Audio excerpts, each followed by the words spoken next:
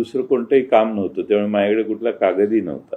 मी त्यांच्याकडे काही निवेदन दिलं वगैरे अशी काही भानगड नाही. मी जाऊन त्यांच्याशी बोललो.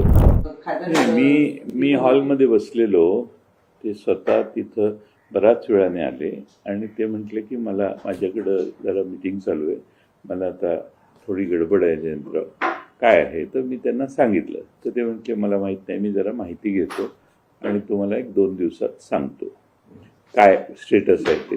मी म्हटलं आता स्टेटस म्हणजे काय अपात्र ठरलेले आहेत, त्यात आम्ही अपील करणार आहे. अपील नगरविकास मंत्र्यांकडे असतं, पण तुम्हाला आणि त्यांना दोघांना भेटून सांगावं अशी त्यातली भाग आहे म्हणतं.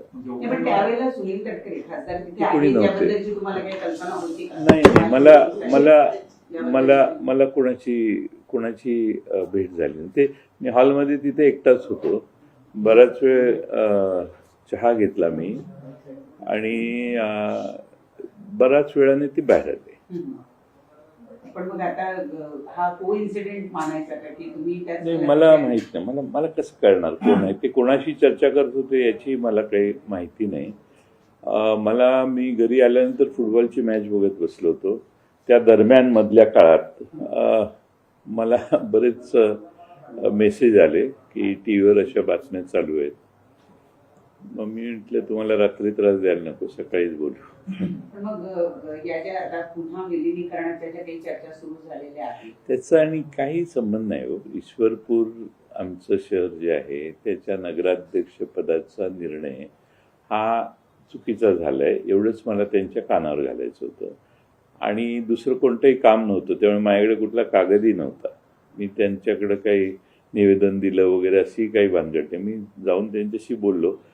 ते बराच वेळाने बाहेर आले, कारण त्यांनी बाहेर आले मला सांगितलं सॉरी माझं जरा मीटिंग चालू आहे, पण काय आहे सांगा. मग मी त्यांना सांगितलं. सांगून भेट झाल्यावर मी निघून आलो. त्या पलीकडं कोणती चर्चा करण्याचा प्रश्नच उद्भवत नाही ना. अशी चर्चा आहे की तुमची आधी प्रफुल्ल पटेल आणि तटकरेंसोबत बैठक झाली, याच्या आधी पण बैठका झाल्या विलिनीकरणासंदर्भात, आणि मग मुख्यमंत्र्यांसोबत एकत्रित चर्चा झाली अशी नाही. एक तर प्रफुल्ल पटेल आणि सुनील तटकरे यांच्याशी माझी कधी भेट झाली नाही.